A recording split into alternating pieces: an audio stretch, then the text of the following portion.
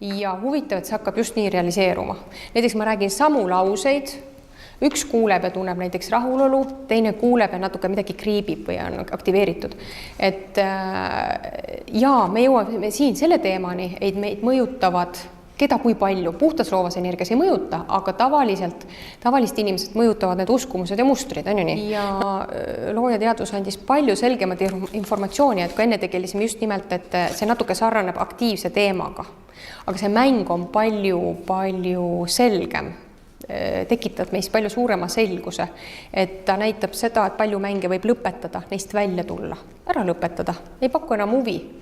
Et meie energia ei oleks laiali kuskil mängudes, mis meid tegelikult enam üldse ei huvita. Kui palju on võimalik, on ju, kontrollida, kõik kuulsite, kontrollida teisi või manipuleerida. Väga hea küsimus. Kui me oleme võrdsed loojad siin, võrdselt teadlikud, siis ei saa. Me loome sellise mängu, mis tegelikult täiesti kaitseb meid ära. Okei, oletame, et see on piirav, et mis asja, ma olen siin ainult mingi kuulaja või äkki ma piiran ennast selle rolli valimisega. Siis võib luua nii. Ma olen siin avatud kuulaja ja olen avatud kõigele, uuele, mis on näiteks turvaline minu keha ja meele jaoks. Palju avatum, on ju? Aga me siiski jääme vähemalt terveks. Okei, või ma olen avatud kuulaja ja vastuvõtja, ma jään ellu. Et selles mõttes seda mängu saab suurendada, aga te loote ikkagi mingisuguse visiooni ja teine ei saa enam teatud kohast edasi. See on äge. Päris äge. See on tegelikult väga äge. Aga õpime seda nüüd haldama ja valitsema. See näide samamoodi, nagu me elame filmikinos sisse. Te ju elate täielikult sisse, on ju? See võib tekitada tundeid, mingeid emotsioone. Aga te teate, et te olete tegelikult kinos, Ja ikkagi ei upu kogemusse, siis me tegelikult saame kõike, mida me loome. Armastus keha tasandil, mõistuse tasandil, vaimu tasandil.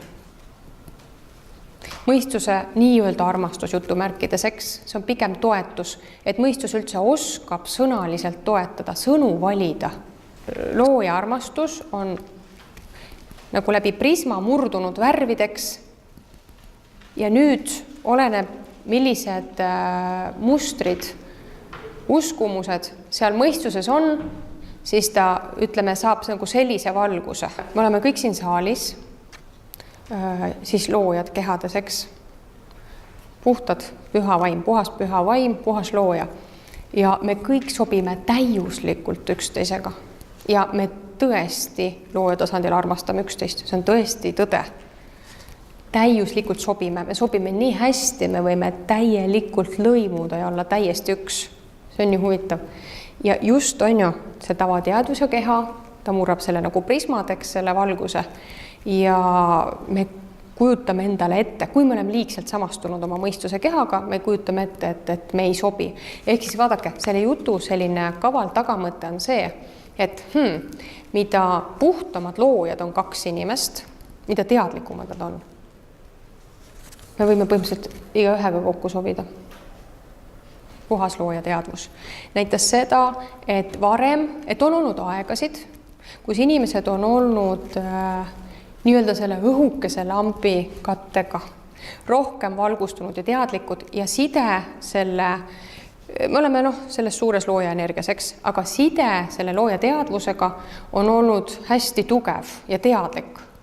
Aga ta näitas seda, et nüüd on hästi palju tõesti luuakse sellised inimesed on uppunud mängudesse, unustanud enda tõelise olemuse, kuhugi uppunud, keegi on häkkinud sisse ja kasutatakse energiat ja nii edasi. Et nagu kujutage ette ookeanit ja tilgad, eks? Et need tilgad ei ole teadlikud sellest ookeanist, vaid on kuskil nagu omamoodi vangis, mitte teadlikult. Ja siis ta huvitav näitab seda, et ta nüüd kutsub tagasi, see on väga huvitav, te võite kodus mõtiskleda ja ise kanaldada, ta kutsub tagasi, ta kutsub endasse, mitte et me kehadest ära lähme, eks, aga ta kutsub nagu teadlikuks saama ja tähelepanuga endasse tagasi, selleks, et me saaks oma jõu tagasi. Ja saaks kehastudes luua täpselt sama võrdselt, nagu see puhas looja saab luua. Tõin siin veel suhetes näite, et vastuvõtudes on väga palju kordi on olnud näha, et enne kehastust on inimese vaim valinud siis kogemused maa peal, peame praegu meeles, loojana, vaimuna on valinud kogemused, eks. Tema tahab kogeda ja nautida, eks. siis inimene siis ta kehastub kehasse.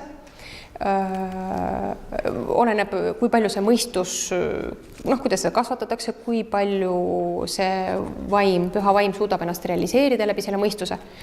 Aga vaadake, kui loogiline ja selge. Inimese keha ja mõistus ei ole neid kogemusi valinud. Ja see on normaalne, et ta on hirmunud või kardab või mis iganes. On ju loogiline. Saate aru? Sellepärast ongi nii, et see on normaalne, kui keha või mõistus tunneb olukorra ees pinget või mis iganes. Et meie keha ikkagi ja mõistus on selles mõttes nii ainulaadne ja eriline looja jaoks, et läbi nende kehade on tal võimalik nii põnevalt ennast realiseerida, nii põnevalt siin luua, et selles mõttes see kompleks kokku on eriline ainulaadne, jah? Keha, mõistus, vaim, püha vaim. Selles mõttes oleme erilised ja ainulaadsed.